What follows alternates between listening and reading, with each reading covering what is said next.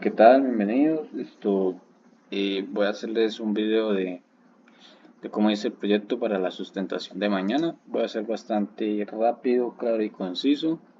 Voy a empezar mostrándoles la parte AutoCAD. Entonces ustedes tuvieron este plano acá inicial de lo que vendría siendo el área delimitada por el profesor para que ustedes hicieran el recorte. Yo acá lo único que hice fue, pues, esto es un procedimiento un poquito más avanzado, pero inicialmente se realizó esta polilínea alrededor de la zona demarcada para con el comando stream xtrim, esto se recortara la zona de interés, únicamente la zona de recorte. ¿Sí? Cuando uno utiliza este comando, separa la zona dentro de la polilínea de las demás capas, por decirlo de esa manera, de tal manera que yo podía eliminar lo de afuera sin eliminar lo de adentro. El resultado final de realizar este proceso es este de acá. Pues ya vendría siendo un poquito más avanzado de lo que les mostré anteriormente porque pues, ya está finalizado, pero imagínense lo como más simplificado y simplemente que a diferencia del otro, este lo roté para que me sea más fácil trabajar ubicando pozos y esto acotando y haciendo otros procedimientos en general. El primer paso es simplemente de los previos que conforman el catastro que ustedes tienen, el recorte, perdón, eh, separarlos por áreas aferentes. Acá la mayoría de predios tenían formas geométricas bastante similares a rectángulos, por lo cual yo podía separar estas áreas aferentes en triángulos. En algunos casos vi más como separarlos por trapecios. ¿Sí? Pero la mayoría de áreas aferentes están separadas en triángulos. ¿Sí? Las áreas aferentes vendrían siendo estas verdes de acá. Y bueno, esto ya conociendo las áreas aferentes se pueden ubicar los pozos. Los pozos se ubican en zonas esquineras, cambios de pendientes y tramos de entre tuberías muy largos, ¿sí? Esos pozos son especiales, se llaman intermedios. No se usaron en este caso, pero es importante saberlo. Bueno, después de ubicar los pozos, se unen los pozos con líneas. Estas líneas corresponden a los tramos de tubería. Estos tramos de tubería, pues aún no se les asigna una dirección de flujo. Yo después de acotarlos les indico estas flechas que vendrían siendo como que la manera de señalar cómo es la dirección de flujo. Bueno, estos pozos es importante tener en cuenta dos cosas. Es necesario indicar los casos en que sean iniciales. Entonces, para esos casos, antes de iniciar a explicar eso, es importante tener en cuenta cuándo los pozos son iniciales. Y esto se debe para dos casos. Yo considero dos casos. El primero es el pozo más alto, ¿sí? El pozo de mayor elevación es el pozo inicial de todo el sistema, se llama pozo 1 y de este se desprenden dos pozos iniciales porque es el primero de todos. Entonces es lógico que sus tramos, los que inicien con el pozo 1 van a ser con el pozo 1 como inicial. Pero realmente cuando esto cambia, pues cuando a un pozo le pueden entrar varias tuberías, pero lo que nos interesa son las salidas. Si tienen más de una salida, una de esas salidas deberá ser la que acumule el aporte que viene por una tubería anterior. Entonces, esa tubería anterior, esto seguirá su distribución por medio de forma directa de un tramo de tubería. Ese tramo de tubería acumulará lo que lleva de los anteriores tramos. Pero ¿qué pasa con el otro tramo? Ese tramo no va a llevar nada, no va a acumular nada. Entonces se indica que es inicial. Eso quiere decir que el segundo tramo, pues, para este caso de pozo 2, pozo 8, ese segundo tramo que nace de este pozo, pues corresponderá a inicial, no vendrá acumulando nada, sino será inicial.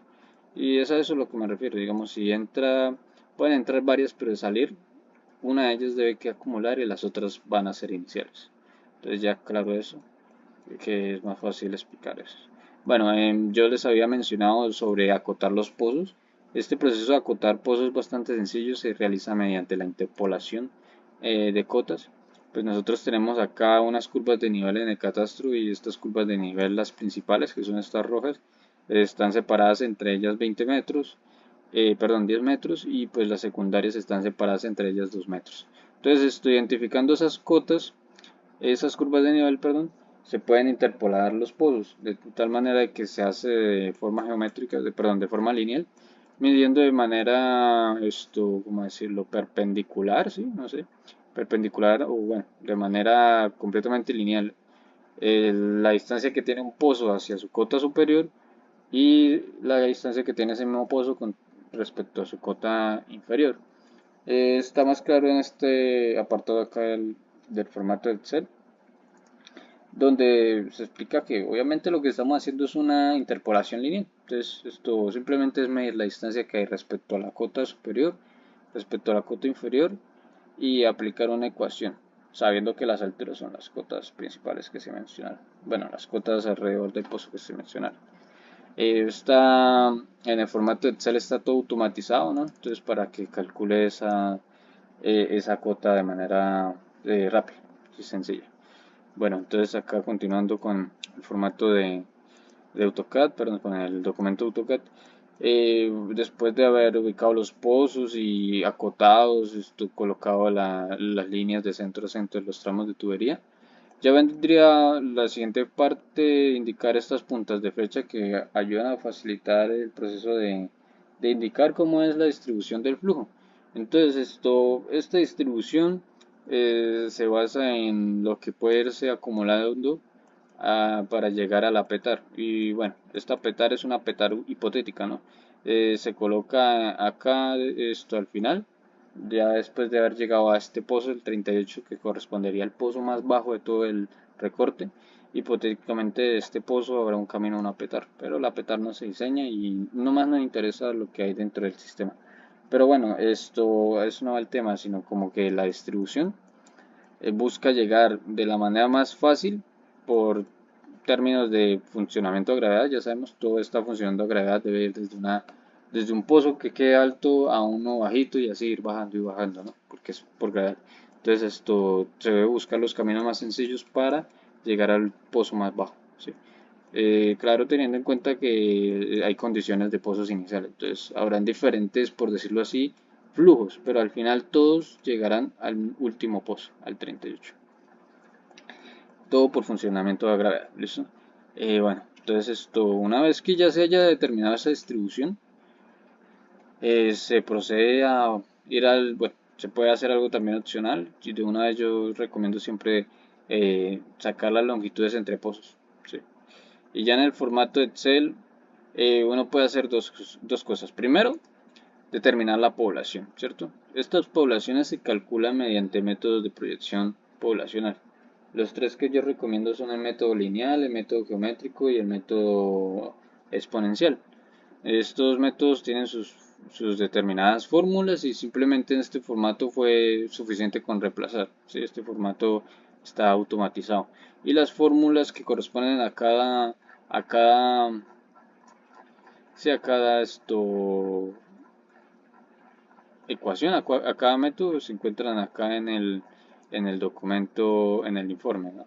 Serían estos, este para el aritmético, este para el geométrico y este para el exponencial. Sí, ahí están indicadas las ecuaciones, simplemente reemplazar. Pero se estarán preguntando, ¿pero con qué reemplazamos? Bueno, pues estos cálculos se realizan con datos de proyección poblacional, perdón, con datos de descenso, ¿cierto?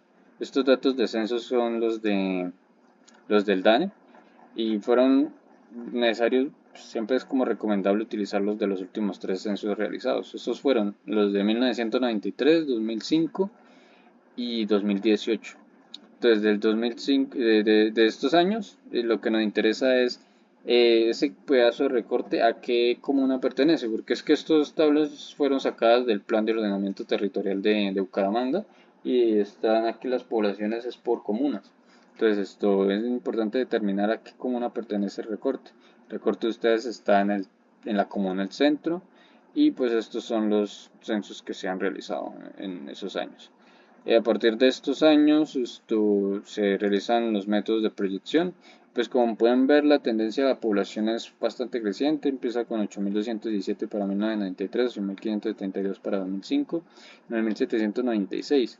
Y acá hay una tendencia entre los resultados. Por ejemplo, para este aritmético acá dio 2.770, para este geométrico acá dio 12.148 y para este exponencial dio 12.119. Entonces, de esto que podemos concluir que pues la población va a tender a crecer a más de 12.000 habitantes. Entonces, para mí fue más sencillo sacar un promedio de estos tres valores y decir que esa era la, la población proyectada, sí, la población futura. Bueno, proyectada, o sea, hace a 25 años, ¿no? Entonces, dentro de los métodos existe algo así que se llama tiempo último censo, pues se coloca el año al cual se hace la proyección. Es cuestión de que revisen lo que les pide cada formato y pues acá las fórmulas están automatizadas en el Excel. Bueno, ya con la población futura determinada a partir de esas proyecciones, se calcula una densidad poblacional con el objetivo de que pues nosotros estamos teniendo datos de población proyectada para toda la comuna, pero no nos interesa para toda la comuna, nos interesa para el pedazo de recorte.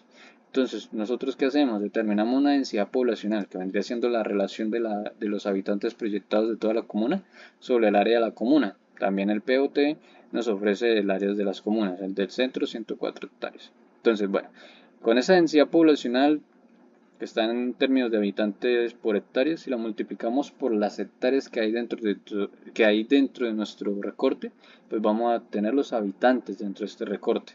Esta área es el área aferente total, entonces vendría siendo la sumatoria de todas las áreas aferentes que se obtuvieron en el recorte, ¿sí? Fueron 84. Bueno, entonces esto una vez con la densidad multiplicado por el área aferente total, se tienen los habitantes de recorte. Ya conociendo los habitantes de recorte, ya podemos pasar a esta parte de acá, que vendría siendo los parámetros de diseño. Algunos de estos parámetros dependen de la población, ¿sí? Entonces, si nosotros ya tenemos la población, podemos determinar uno de los más importantes, que vendría siendo el nivel de complejidad, que depende de la población en la zona. Acá nos indica que para población menores de 2500 se tiene un nivel de complejidad bajo. Efectivamente, pertenecemos a un nivel de complejidad bajo. Luego está esta tabla de acá que ya correspondería a la dotación neta máxima. Esta se determina con la elevación del terreno, ¿no? Entonces, estamos en Bucaramanga, su elevación promedio es 959 metros sobre el nivel del mar. Entonces, el valor de su dotación neta máxima va a ser de 140 litros habitante por día. Luego el coeficiente de retorno también trabaja en términos del nivel de complejidad. Dice que para abajo y medio 0.8, entonces el que vamos a manejar es 0.8. Luego, acá que vamos a tener, tenemos que el parámetro a definir a continuación, contribución por infiltración. Acá hay que tener en cuenta una cosa, y es que dependiendo de la información que nosotros tengamos, no sé, de suelos, de topografía, de niveles freáticos y precipitación, podríamos tomar una decisión sobre cuál infiltración utilizar. Pero como no tenemos suficiente información, entonces podemos trabajar de manera conservadora. Trabajar de manera conservadora es tomar directamente el valor más crítico que podría generarse en nuestro sistema. Entonces una infiltración alta sería lo más conservador a elegir para de esta manera trabajar bajo las condiciones más críticas. Listo, entonces la infiltración elegida 0.3 litros por segundo por habitante. Acá pues se encuentra en el manual que por ejemplo para conexiones cerradas el parámetro de aporte será de 0.2 litros por segundo. Y acá tenemos que la contribución industrial depende también del nivel de complejidad. Pero ¿qué pasa? Aunque acá indica que para abajo es 0.4, cuando nosotros tenemos una combinación de zonas comerciales e institucionales con residenciales, tenemos o sea zonas mixtas, el aporte pasa de 0.4 a 0.5 por hectárea. ¿Listo? Entonces para aporte institucional 0.5 porque cumple esta condición. Estos parámetros se recopilan acá, en los de diseño, con lo que nosotros tendríamos este siguiente resumen. Bueno, esto de clima voy a quitarlo porque no es necesario. Entonces, esto acá que tendríamos nivel de complejidad bajo, densidad, lo que se calculó, la dotación neta, se determinó en la tabla. Estos valores también vienen de tablas. ¿Sí? Entonces con estos valores ya establecidos se realiza ya el procedimiento de la memoria de cálculo. Entonces, en este procedimiento de la memoria de cálculo, ¿qué se hace? Primero, colocar los tramos, ¿cierto? Acá yo aproveché para indicar cuáles eran iniciales con color rojo y pues acá indicando qué pozos inicial. Luego vendría la parte de áreas residenciales, industriales y comerciales.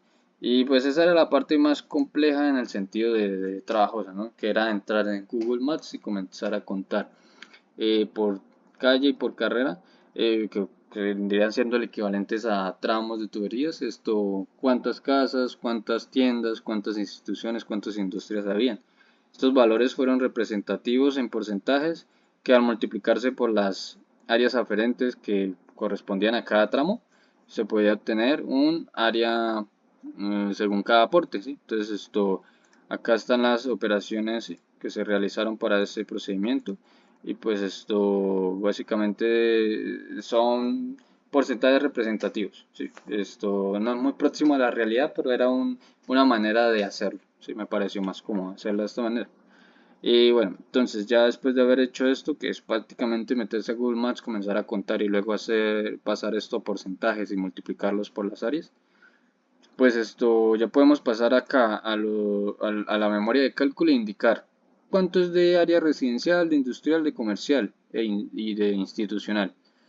Y luego ya podríamos hacer esta parte de área acumulada. Esta parte de área acumulada es algo compleja y es porque nosotros, de acuerdo a la dirección del flujo del sistema y la conexión entre pozos, debemos ir acumulando esto de manera continua hasta llegar al último pozo, el 38, ¿no? Que es el que lleva el flujo al apretar. Pero entonces, ¿cómo uno acumula? Pues la manera más sencilla es viendo este pozo acá, termina por ejemplo en 2 y para el que acumularía pues, sería para el tramo de tubería que inicie también con el pozo 2. Si uno aplica este criterio, puede sacarlo la acumulación muy sencillamente. Por ejemplo, este termina en 6, pues este 613 debe acumular el que termina en 6. Acá, por ejemplo, este termina en 24, así que acumula. Este que termina, perdón, este que empieza en 23, acumula estos dos que terminaron en 23. Si ven la secuencia, es básicamente ir acumulando los que terminan con el mismo número y los que empiezan con el mismo número. Este proceso, ¿cómo se traduce en el AutoCAD? Pues básicamente que yo estoy revisando trayectorias, ¿sí? ¿Qué trayectorias van acumulando? Pozo 1, pozo 2, acumula en pozo 2, pozo 3, ¿sí? Lo que se obtiene aquí de área se acumula para este tramo y así se va como que acumulando y así sucesivamente. Luego, continuando con el área total, pues el área total es sencilla porque vendría siendo simplemente la sumatoria de todas estas áreas hasta la acumulada. El caudal, bueno, la población también es bastante sencillo porque sería coger la densidad poblacional y multiplicarla por la sumatoria de estas áreas sin incluir el área acumulada. ¿Listo? ¿Qué otra cosa? Acá, por ejemplo, el caudal medio diario también tiene su correspondiente ecuación. Entonces esto simplemente esto se reemplaza automáticamente. ¿Sí? Esto está automatizado. Esta ecuación es la de está ahí en el informe por si la quieren revisar. Ya viene el factor de capacidad. Este ya es depende de dos ecuaciones, la de Gaines o la de Los Ángeles. Se puede aplicar cualquiera de las dos, pero ambas tienen como que una condición específica. Y es que tienen unos rangos. La de Gaines se aplica de 0.28 litros por segundo en adelante y la de Los Ángeles de 2.8 litros por segundo en adelante. Pues acá, como podemos ver todos los caudales medio diarios, pues no alcanzan ninguno de esos dos, ¿cierto? Entonces de una vez podemos utilizar la de Gaines, aunque no cumpla con ese rango, pues se puede utilizar. Pero lo importante es que estos factores de mayoración tienen un límite de que dependen del nivel de complejidad y está acá argumentado en el informe. Ese nivel de complejidad indicará los factores de mayoración según bueno, más que el nivel de complejidad según la población, ¿no? Entonces acá, para una población menor que 20.000, factor de mayoración es 3. Aplica para nuestro caso. Luego viene el caudal medio horario, el máximo horario, perdón. que vendría siendo el factor de mayoración por el caudal medio diario. Y bueno, para que vean la fórmula de caudal medio diario, se está de acá. Bueno, entonces continuando aquí, es simplemente esto automatizado completamente para sacar estos cálculos. Y luego ya vendría lo que serían los caudales por tipo de aporte: industrial, comercial, institucional, conexiones cerradas, infiltraciones y total. Entonces, de acá, ¿qué es importante? Bueno, pues estos comerciales, institucionales y conexiones cerradas e infiltraciones son realmente el producto entre lo que se tiene perdón,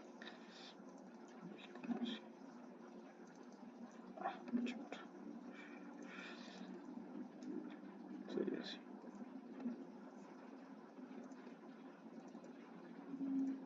Sitio lo tenemos.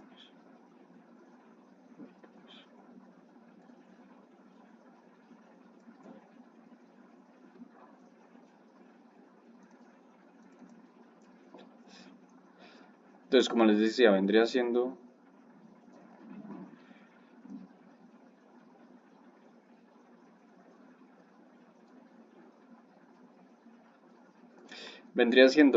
el producto entre el caudal, el área total por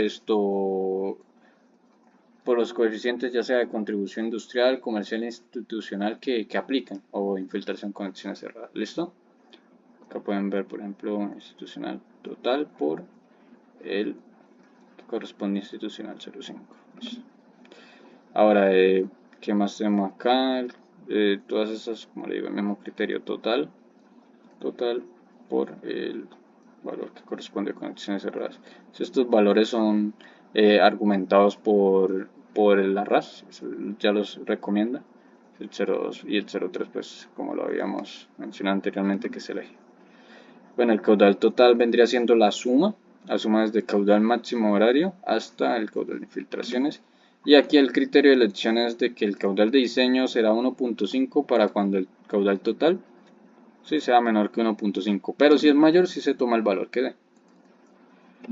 Luego, pues como había mencionado, las longitudes se calculan ahí en el formato, perdón, en el AutoCAD. Y vendría acá las cotas terreno, que también ya les expliqué que se hace con la interpolación de los pozos.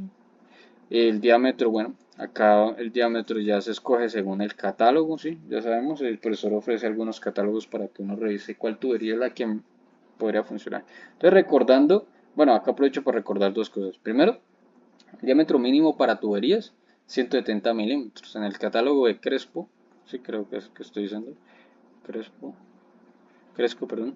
El único que no hay de 170 milímetros, pero el más parecido es el de 182 milímetros, ¿sí?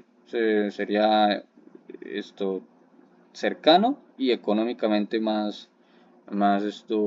sea, mejor, más elegible, más económico que otros diámetros mayores.